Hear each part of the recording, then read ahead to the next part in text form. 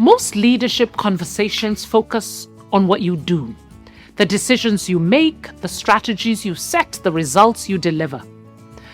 But there is another layer of leadership that sits underneath all of it. Less visible, less discussed, but often more impactful. It is the leadership around what's happening within you, the thoughts you keep returning to, the beliefs you rarely question, the emotions you carry into your leadership, and the emotions you avoid, the internal patterns that quietly shape how you show up in every room. Because leadership shows up in your organization is the same one that's already taking shape inside of you. And that is where this season begins. Not with more tools, not with more frameworks, not with more conceptual identities, but with awareness. Awareness of what is actually driving your leadership from within. So welcome to Season 4, where we focus on leading from within, the inner work of leadership. So hello, and welcome to the Leadership for Africa Redefined podcast, Season 4. This season, as we mentioned, is focused on the inner work of leadership. This is grounded in the belief that leadership in Africa and what it needs today begins within. I think I have learned very painfully that it is when we do the inner work, when we understand who we are, we understand what shapes us, what drives us. It's only when we do that that we're able to be the leaders that Africa needs at this moment. And as I've said, doing the inner work can feel unwieldy or overwhelming. So we have developed a framework for doing so. You can find it in the introductory episode to this season. So if you haven't listened to that, please check it out. But also we've done a summary of that framing, which you can find in the show notes. This is episode 2, but our opening episode, Am I Enough? Reclaiming Your Worth, explored the relationship between worthiness and leadership and the quiet ways that self-doubt, lack of validation and performance, and that ache for performance can shape how we lead. So today we continue that journey with our first guest conversation of the season. I'm so excited. Where we're joined by someone who will bring really lived experience, honesty, and perspective to the realities of leadership from within, exploring how these inner tensions show up in the real world leadership, relationships, responsibility, and decision making. And joining us for that conversation is Xoli Fuyani. Xoli, you are welcome. Lovely to see you. Thank you so much, Taaka, for that warm welcome. Okay. So Xoli is the founder and executive director of Black Girls Rising, which is a youth-led movement working at the intersection of climate justice, gender, and leadership across Africa. Rooted in her lived experience, she has spent over a decade building spaces for young people from marginalized communities to become climate leaders, storytellers, and change makers. Her work combines advocacy, education, and social and psychosocial support, centering healing, community, and embodied leadership as essential to climate justice. She's deeply committed to reimagining leadership, moving away from burnout and performance-driven models towards leadership grounded in care, rest, and wholeness. And many times when I start to think about what is that leadership we want embodied in the next generation, this powerful young woman really carries that. So my sister, thank you. You give us hope for where Africa is going and the leadership we can envision. So how are you doing? Are you well at this moment? Yeah, well, I've been reflecting on that question, and I think I'm carrying a duality of like being excited to be here and being present, but also feeling a bit stretched because I've been on the road traveling and now back home, but playing catch up and figuring out like how do I integrate all of these experiences so that I could be present at this moment. So Love I that. guess, yeah, it's a little bit of being stretched, but also present and excited for this conversation. I love it. I love it. And even your response to that question captures why you're so perfect for the first episode, guest episode, because your response almost embodies that you're in touch with yourself. And this is a conversation, and thank you. I mean, it's not always easy. I find many leaders it's much more easy to talk about the outer work, but this is a conversation really about the inner work that you have done and how that has shown up in your leadership. So thank you for accepting to do that. So I'll tell you where I want to start. In our framework, we have these 5 different sites, or I'll say areas for doing the inner work, because otherwise it can feel unwieldy. It can just feel like, where do I start? And the first site is what I call, sometimes it's not my own framing. Others have called this before, but the dance of unworthiness. Or we can say the dance of worthiness. It's this whole thing around all of us walk around with some version of I am not enough. So it might be I'm not old enough, I'm not experienced enough, I'm not clever enough, I'm not articulate enough. We all, whether we name it or not, there's some version dancing around. And time again, I see this showing up in leadership. So my first question to you, in terms of how you reclaim your worthiness, particularly because I've seen many high achieving leaders, such as yourself, link worthiness to performance, achievement, results. So my question for you, was there a turning point when you began to separate your worthiness from your performance and what you've achieved? Or have you even? Maybe I should start with that. I should assume.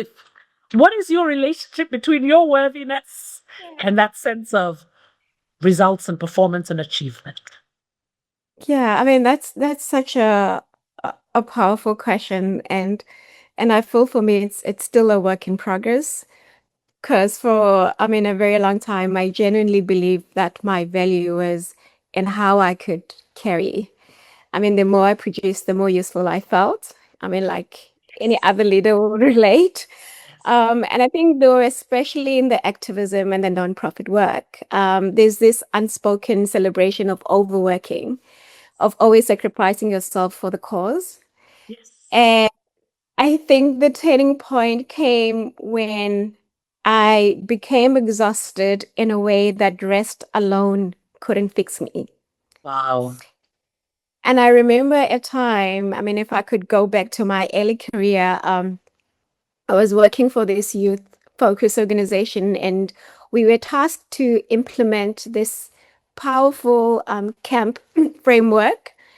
It was in partnership with this organization called Partners for Youth Empowerment.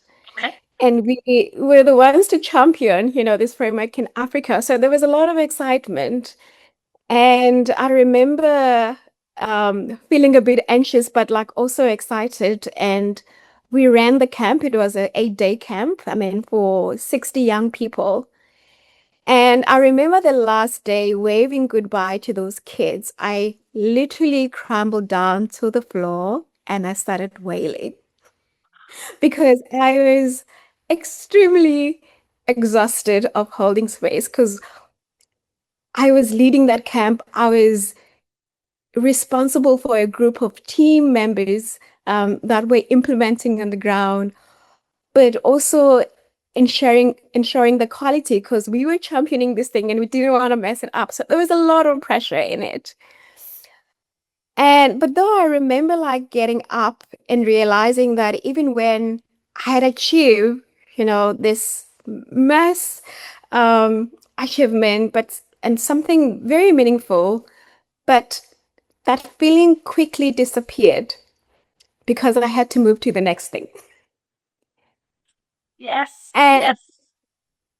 when I reflect on that, it truly like scares me because it meant that I'd build my identity around performance instead of presence. Mm. And I think it's only when I started, doing my inner work and exploring my values and my worth. And I remember like in one, because I started, practicing yoga from a very young age. And my teacher always used to say, the only way out is in. And it was in those moments of sitting in silence that really forced me to meet myself beyond my work, beyond, Black Girls Rising, beyond the impact reports that I needed to compile, Yes. and beyond my leadership title. And I really started ask myself a very difficult question of like, if I stop producing tomorrow, would I still believe I'm worthy? And that question really changed me because now I'm learning that my humanity is not something I must earn. I can be valuable even when I'm resting or uncertain or grieving or joyful or even still becoming. Uh, there's so much in there. There's so much in there. But I want to pause, just to pull on some of those powerful threads that you've brought up, huh? And Mhm. thank you, thank you, thank you. The first is the first is naming the fact that for many of us, particularly in this sector, the non-for-profit sector, our worthiness, our sense of value is tied to the sacrifice, the endless work, but also producing. And I think that's a real reflection of this grind culture that we're all kind of part of, huh? So producing. And so it's naming that.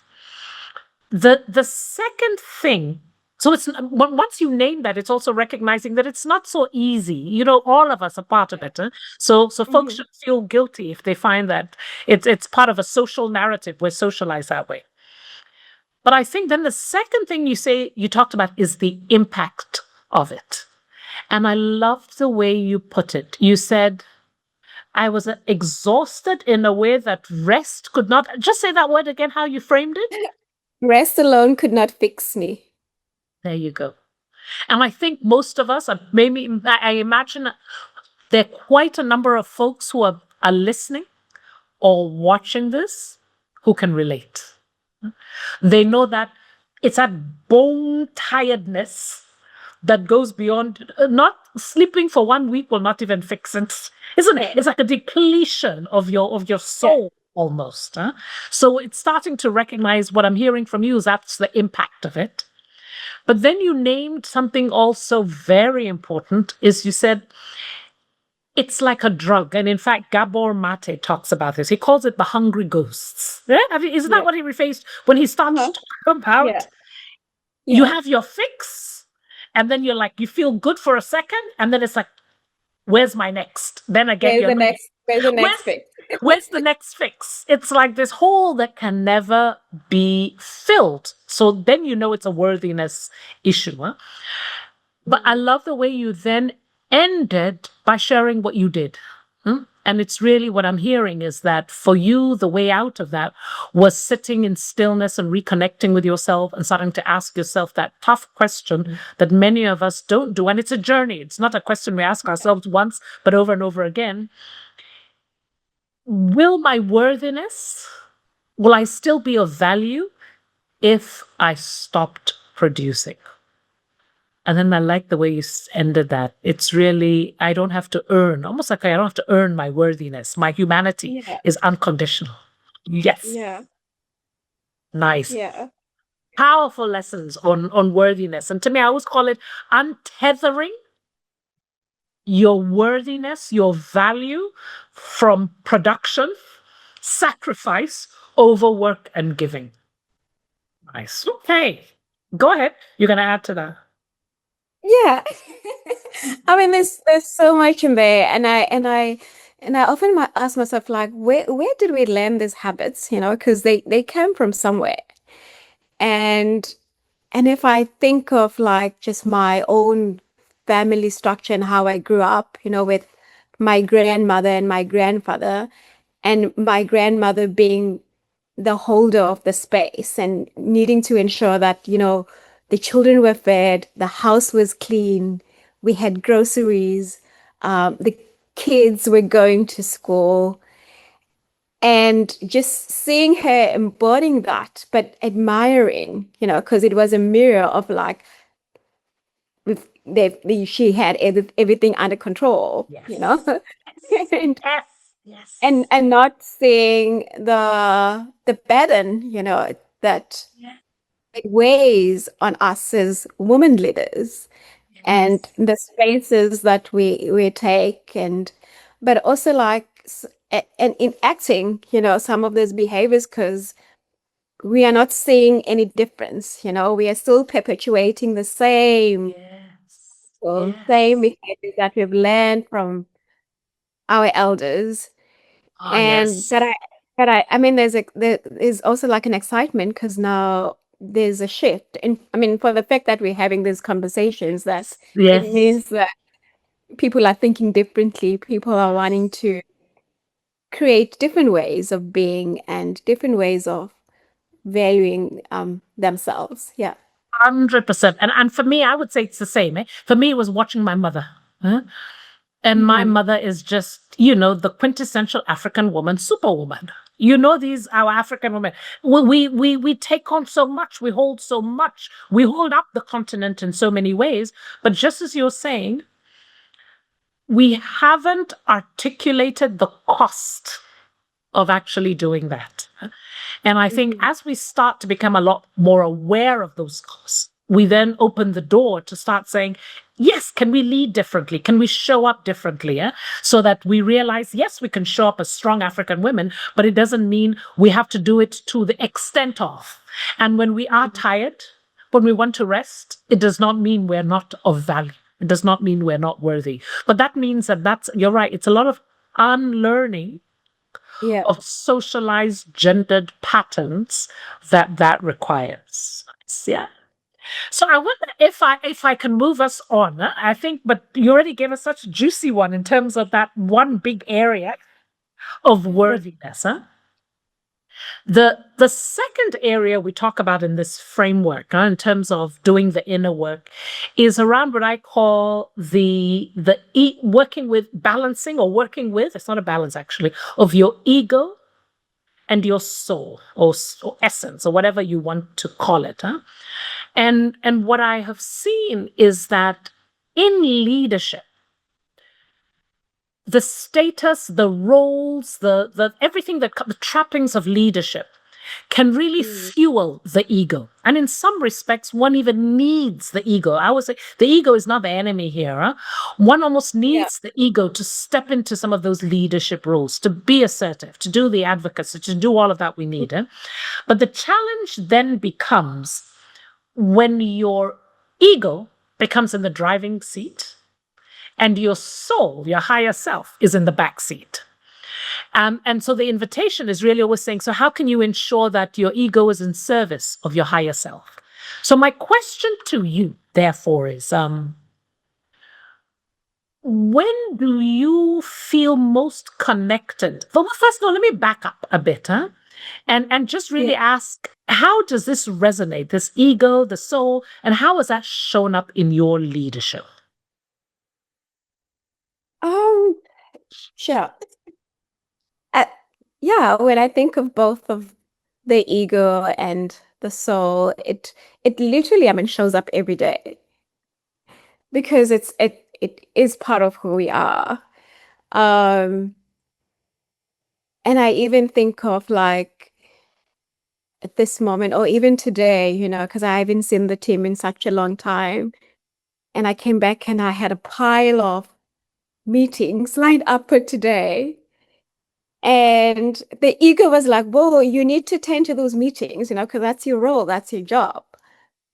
But then the soul was like, well, Toli, like you haven't really connected with the team. You've been away for almost a month. Would it have to even take an hour out of that time just to check in, to sit down with your team members and check in, how are they doing? see them.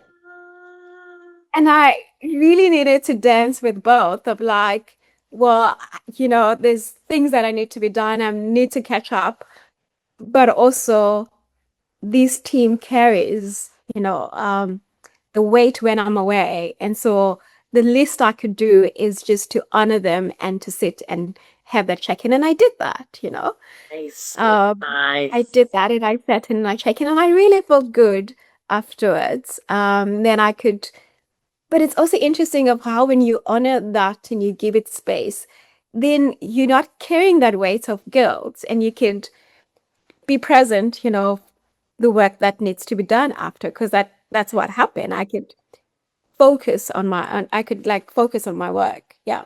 Nice, nice. So how do you know when your ego is in the driving seat? It's many different ways. I think because I'm such an embodied person, um, it's my presence first, how I show up in the space. Um, and also the contrary of that is sometimes how I isolate myself. Um, yeah. I'll lock myself in my office because I need to do the work, or um or not listening.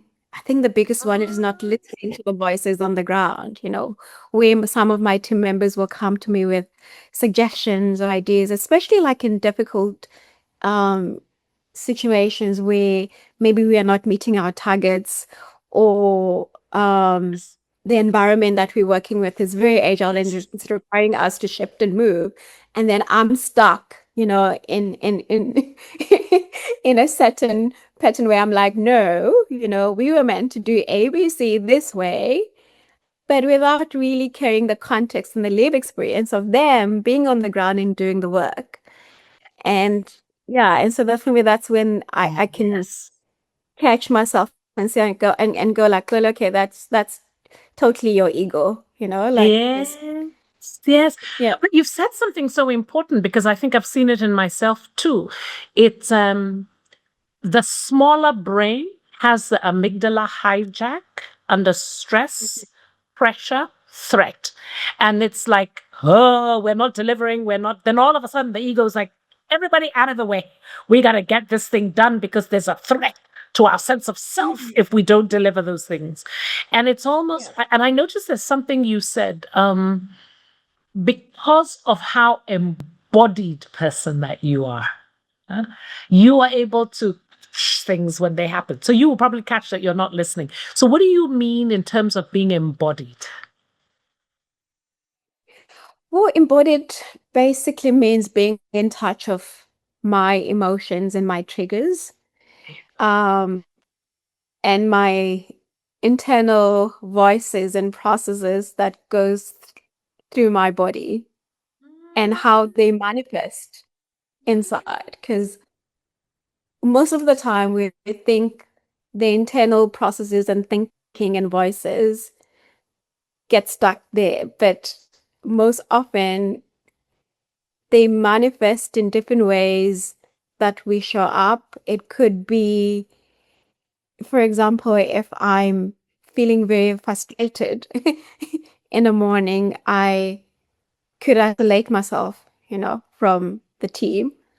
Or if I'm feeling a bit overwhelmed, I could be anxious or have a little bit of anxiety. So those are the ways that whatever is happening inside shows up on the outside. And it's that Nice. awareness of knowing that we are feeling beings and whatever is internal shows up in the physical form. Yeah. 100%. And what I love that you're saying is that one, it's being aware enough to know what's happening within, um, being connected enough with yourself, knowing what you're feeling in the moment, what's happening in your body in the moment, with a deep recognition that what's happening internally is not a private matter. I always tell leaders that your emotions are not a private matter, actually. Yeah? They're affecting your entire team. And I was actually listening to a very old podcast from Brene Brown that she did during COVID, where she was talking about how contagious, apparently there's been lots of research to show that anxiety is highly contagious. Yeah. Now you add power dynamics in it. Your anxiety as the executive director will definitely have a lot more contagious effect on the team than even just one team member. So just as you're saying, so what happens internally ultimately has a huge external effect on the team. So this is not just inner work for inner work's sake. It has a real impact on business. Okay. Yeah. And so maybe that does bring me, I was going to ask you a question around your thoughts, your inner narrative, but because you have talked about your emotions, how has your relationship, because that's another area, another site of work we do in the inner work. We talk about how getting in touch with your emotions, the whole emotional intelligence thing, but we go further around how do you befriend your difficult emotions. So I'll start by asking you, for you, what are some of the hardest, most uncomfortable emotions that you contend with as a leader? Yeah, well, I think like my relationship with my emotion has evolved profoundly over the years. And I think for a very long time, I'd associated my strength with emotional control, with holding things together no matter what. And I think one memory that shaped me in having that emotional control was when my grandmother passed away. I think I was 12 years old. And I remember in a funeral, I was being overwhelmed with grief, and sadness. And my aunt was sitting next to me, and I remember like just starting to cry and seeing this look, this intense look, and this voice saying to me, "Sukhala," which it's in my language, which translates to "don't cry." And the message, I mean, even unintended, because I'm sure she was going through her own, emotion, was that composure was more acceptable than emotional expression. And I carried that with me for many years. I realize that I've learned to internalize my emotions, to appear calm and strong externally, especially in my role, as an executive. Yes. Even in times where I feel like I'm carrying a lot and there's a lot happening internally. And I think, I mean, many Black women leaders, I mean, we are so conditioned, to holding things together, to being in control. But then what that meant for me was that I was not giving myself space to fully express. But what began to shift, in that relationship was, as I mentioned, this the doing of my inner work and discovering yoga from a very young age, and which allowed me to reconnect with my body in such gentle ways. It made me realize how much emotions were stored physically, in tension, in my breath, in silence, in exhaustion also. But later, I think in my early 20s, I came across also a conscious movement practice called Five Rhythms, which completely, transformed me. Through the movement, I started understanding emotions not as something to fear or control, but as an energy that wants to move through me. And I learned that, the grief, the joy, the anger, the softness, all of it belongs. And currently what is beautiful is that, with all of the awareness that I have, I've started teaching myself to hold both ends or both duality, and that I can be sad and be happy. I could be angry, that things are not being done or we're not on track, but still celebrate the small wins that are happening within the organization. And now, and I feel like now my relationship with my emotion feels more compassionate, and embodied. I no longer see them as distraction from my leadership. I see them as part of my humanity, a part of my wisdom, and I think allowing myself to deeply lead from a truthful place, from honesty and authenticity, because I mean, there's times where I would come to the office feeling really overwhelmed, because of different, situation. And it's great that I don't have to hide that part of me to pretend, that all is well. And I could show those broken parts of me in my team and allow them to hold them, but also not being stuck, in that certain emotion, and allow whatever is happening in that environment, if like we're celebrating something in the team, and not thinking or saying, oh, I'm frustrated, things are not going according to plan, therefore I'm going to be stuck in that. And I could just pivot and shift, myself into a different emotion. Yeah.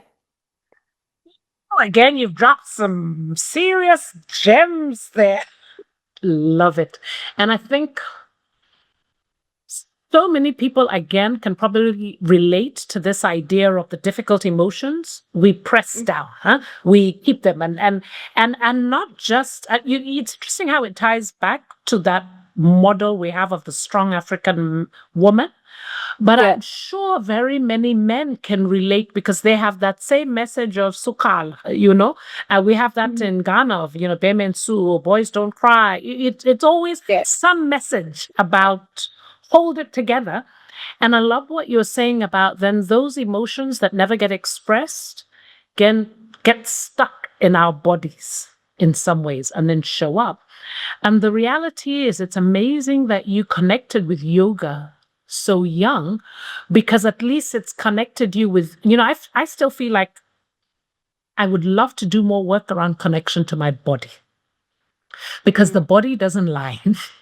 And so many of these things, isn't it, around awareness, it'll show up in your body. It'll be that tenseness. It'll be that, that thing here you have here, that twitching of the eye. It'll be something that your body will start to tell you, you're out of balance. Your ego's in the driving seat. There is an emotion here that needs to be. So I love that idea of that connection with our bodies then starts to allow us to let those emotions. And again, this is what you said. There's the energy that needs to move through.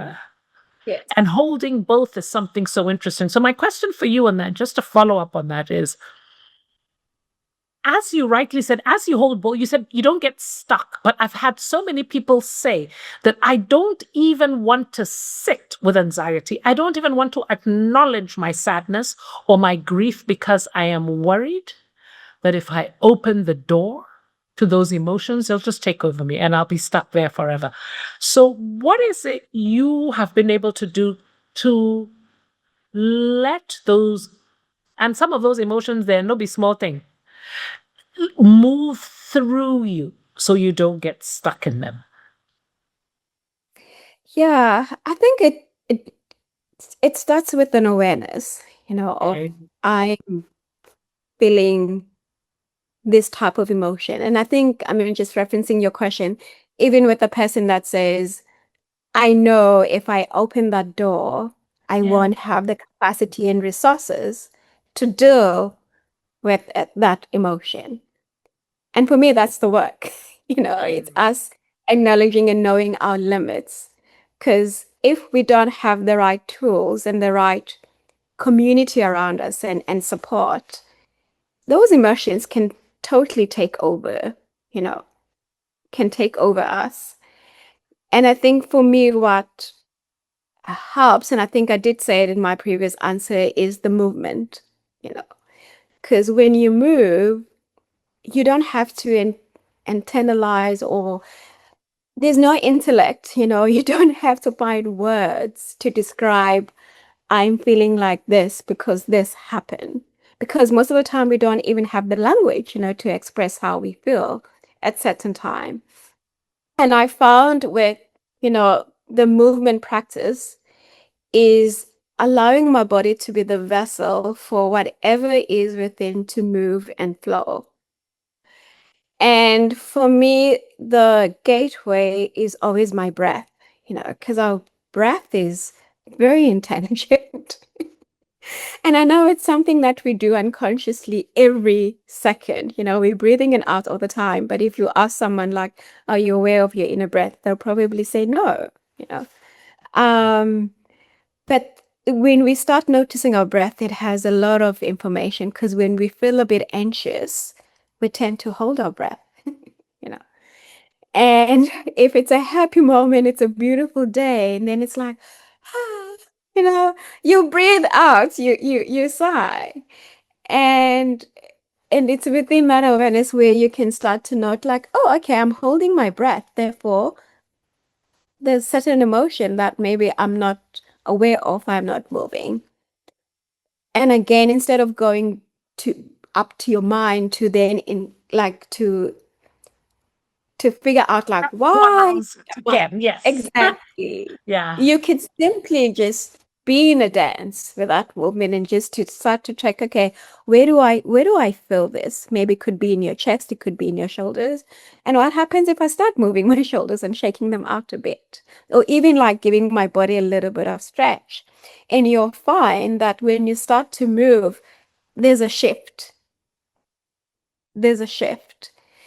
And it's that allowance of that shift when you're like, oh, okay, now I feel a bit lighter, I feel a bit happy. But then not to get attached to go like, oh, but I was feeling tense 10 minutes ago. I need to go back to that. And just allowing your body to be the channel again, to move so that something new can emerge. Okay. And I mean, Is that the work? Is that the work you do around the 5 rhythms that you talked about? Is that where you learned that? Yes, definitely. I mean, that was my biggest teacher, because the 5 rhythms philosophy, they believe that the energy, I mean, our body moves in waves. Okay. And because we are always experiencing different things, but so is nature. We have different seasons all the time. But even if we go to the ocean, there's the ebb and flow. It's not stagnant. It's always shifting. It's always moving. And within that, we have a power to shift and move to different beings. And we start with the flow, because flow is our gate. The breath is our gateway. And in flowing, that's where you start to notice all the things that are circulating around your body, like your breath, your blood, the fluids inside your body, and you give that shape. You shape those using your body. And then from once you start, then, and it's the foundation of like, I am, I'm breathing. And then from that, we move into staccato, where you then start to breathe out. And in that breath out, you start to form your boundaries, allowing your body to articulate the beginning and the endings. And then, because nothing in life is fixated, and then we get to move to the third rhythm, which is chaos, where you shake it all out. Literally, like physically, like shaking it. And then once we start to release and shake things off, you'll find that there's spaciousness, and that's lyrical, where it's shape shifting and allowing because now there's so much space, there's so much emptiness within you, you can take up space. And then you land in stillness, which is the movement meditation where everything is, you know. Yeah, Oh, so interesting. So you've that's the shared. practice. I'm sure some people listening want to learn more. So later, when we finish, I'll get a link so that I can include it in the show notes, just so that for Mhm. folks who want to learn more, I know I definitely would love to learn more about this. Thank you, thank you. I wonder if I can take us to, we've talked about worthiness, we've talked about another area, ego. We've now talked about emotions. That's the third area. The fourth area we have in terms of these spaces, these sites of inner work, is the voices in our heads, the inner narrative. And it's almost as if we often say that your attention and what you focus on, where your mind is, where your energy is, often has a huge impact on your leadership behavior. And that inner dialogue can be critical. The perspectives we create, the way something happens, and then the perspective, the meaning we make of it, then has a huge impact on our leadership behavior, even the organizational responses. So tell us a little bit about how you have managed your meaning making, your inner perspectives, or even you could think of a time when shifting your perspective or inner narrative changed how you handled a difficult situation. Mm, yeah. Um, that's the most like complex, difficult one. And I think I mean, as I said, like this work is it's never ending. It's something that you do every single day because every day something new um emerges.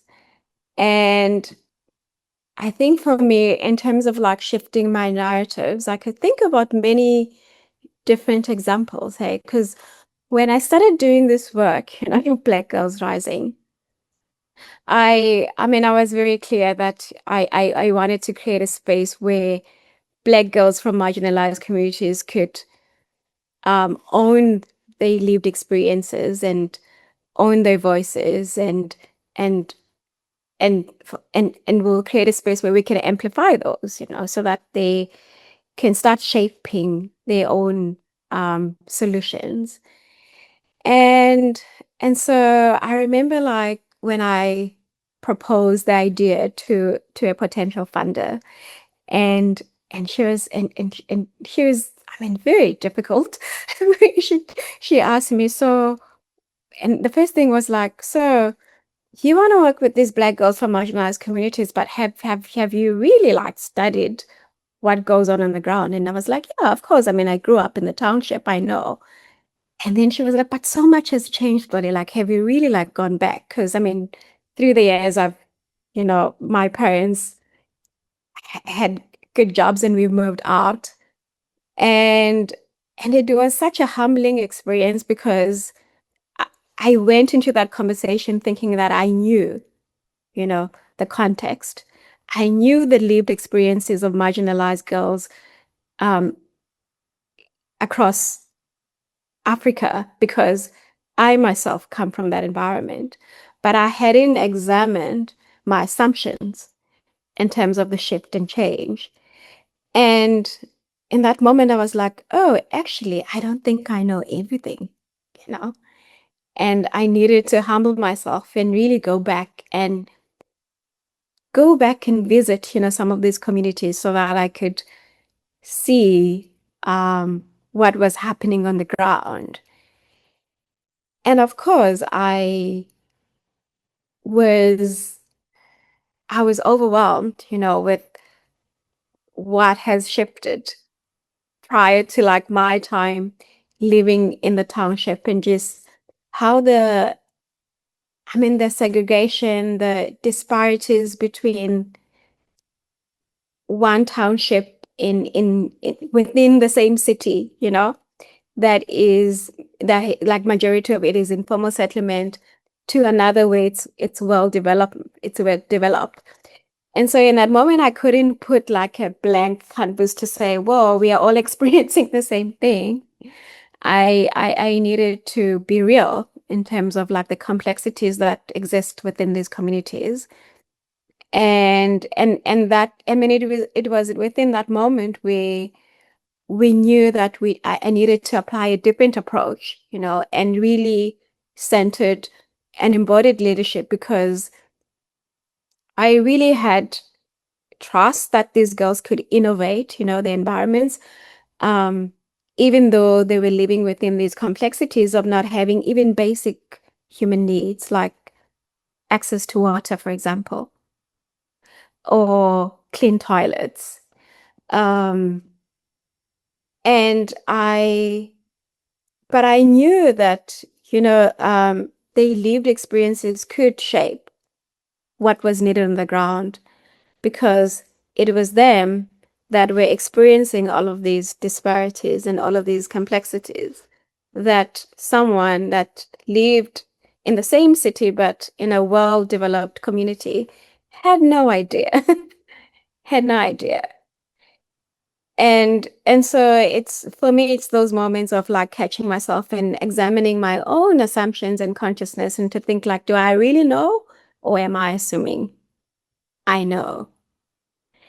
And knowing that like even though, even within my role, at Black Girls Rising, I always tell the team that I don't know everything.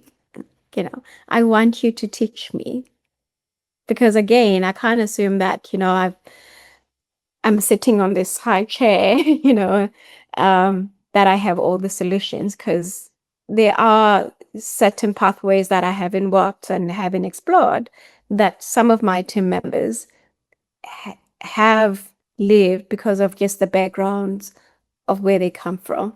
Yeah. Powerful. What I really take from what you've said, there's two things that I'm really struck by what you've said. One is the humility to be able to recognize that your perspective, the way you're thinking about a particular issue, may not be what is needed at that moment, or may not be in service of the mission or the impact, or might not be the correct one, for lack of a better word. That takes taking the ego from the driving seat, because the ego doesn't like that at all. Yeah. But I love that. So it's the humility to question that and be willing to unlearn and see things differently. But the other is, and also the humility to what you just said, to say, I don't know everything. So then you're holding, which then brings me to the second thing. As I was listening to you, it's almost as if you are not so attached to ways of thinking. Yes, you can have deep beliefs, like I know you deeply believe in the agency of these young women, these young girls, but your perspectives are things that you can look at from a distance and say, actually, maybe I can be questioned around this. And that enables you to then let go of particular perspectives if they're no longer serving you. So really interesting to see, yeah? I could talk to you forever, but I have to go to the last one. All of these, I could just go on and on and on and on and on. Let me move to my last question, which is something actually you alluded to when you were speaking about, I think it was the final move. Was it the final movement or in the 5 rhythms? Because you said the last one was stillness. Yes. So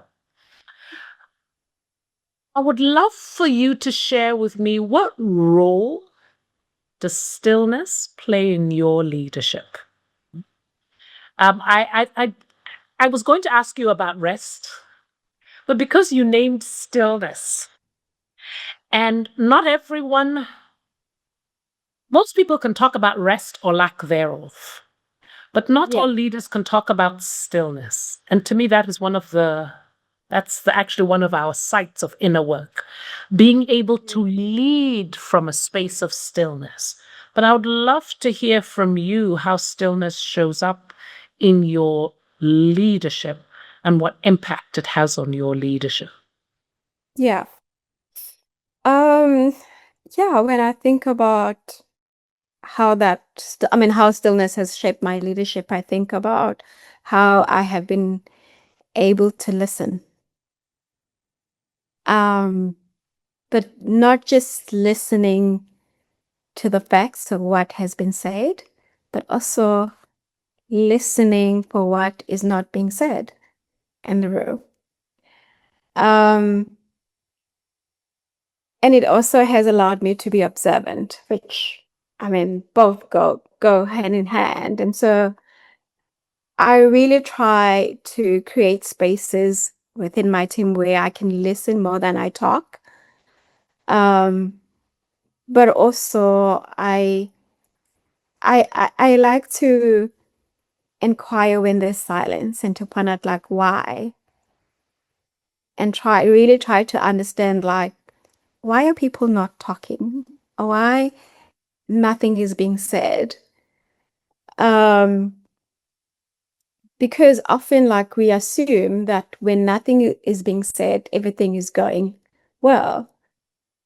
But it's within, those emptiness and those stillness where you find out like there's sometimes difficulties, there's sometimes anxiousness, there's sometimes uncertainty. And so me being in stillness, I really get to discover, what is really living within that space. But also to shift the power from me to my team members. Because even within the role that I carry, there are a lot of power dynamics. But then when I enter a room and I'm like, actually, I'm not going to say anything today. And I like to do that with my team. And I'm like, actually, in this meeting, I'm not going to say anything. I'm just going to sit and listen. And it's interesting to see like who steps up also, to take some of those roles. And I love saying that, because it also then creates a space for others to show up, to trust, their voices, that their voices matter, and that they too, have a space in the table and they could make the decisions. Yeah. Amazing. So I'm imagining that your ability as a leader to step back, let others step to the forward, your ability to allow what's unsaid to come up and arise, your ability to hear voices that would not otherwise have spoken, comes from your inner stillness. Is that what I'm hearing? Eh? Yes. Because I'm imagining we can be so noisy inside that we're unable to, I think you started off, stillness enables you to truly listen, because then you are not consumed by the inner noise. You are able really to listen to what's happening around you and be fully unpacked to what you said. Right from the beginning, you've talked about your leadership as being very present as a key aspect of what you are defining as good leadership, bringing that presence. So land with me the connection, or share with me that connection between that inner stillness and being able to be fully present. Yeah, I think they go hand in hand. Yeah. You to be fully It's true. present, you need to quiet the voices inside. Yes, actually. And fully, be in your body with and be comfortable with that stillness. And I'd say then I'm very fortunate that I can hold both, and I have that awareness that like they both work hand in hand. That it doesn't mean that I'm the quietest in the voice. That means that I'm not confident. And I think, for me, this is not even like in my role, but wherever I go, and I would like to link it to my personality, because I grew up as an extreme introvert and a very quiet child. But even though when I was very young, especially as a teenager, I never understood, why I was so quiet, especially living in a very loud society and world. But as I grew older, I really appreciated that because it allowed me a space to observe what was around me, to observe what was being said, what was not being said, and to also observe my environment. And it's something that I carry deeply with me and take it wherever I am, where even if I'm, sitting in a panel, if I feel like I've said enough, I don't try to overextend myself so that I come across as like an intelligent or a well-spoken or a confident, leader. I know my limits, you know, and it's such truly such a gift because it also guides me in terms of like being burnt out because I can immediately feel when I'm overstretching myself, especially in areas where I don't feel comfortable. Yes. And then, yeah, because then I'll be extremely exhausted, Yes. Yes. It's Um, actually, it brings it full circle to where we started, actually. Do you remember when you said, because you're not hustling for worthiness, you're not trying to yeah, show, I'm so clever, I'm so on top of this. And remember how you said right at the camp that time when you just collapsed with such yeah. fatigue. Huh? And then is when you knew that this is not sustainable. So now that you no longer do that, you can tell when you're starting to get to that level. Amazing. hmm Yeah. Oh, Audley, thank you so much, my sister. I mean, truly, truly. And I'm so excited that you were the first. What a wonderful way that you're the first guest, but truly your thoughtfulness, your ability to really show us what it looks like very concretely for an African woman leader who's doing the work, huh? Both the inner work, but very important work, huh? With communities, with the young girls, and the work that you're doing in your organization around climate justice and these young women. We can see the connection so deeply powerful. So thank you, thank you, thank you for being you. Thank you for being what this continent needs and deserves. Huh? And for those who've joined us, thank you so much. I hope you enjoyed this as much as I did. Most of the time, I had to put myself on mute because whenever Ole would start to talk, I'd be like, yes, and then I would just be cutting her off because I loved it, loved it. So I hope you enjoyed it as much as I did. Please don't forget to subscribe so you don't miss any subsequent episodes, and we'll see you for the next episode. Ciao.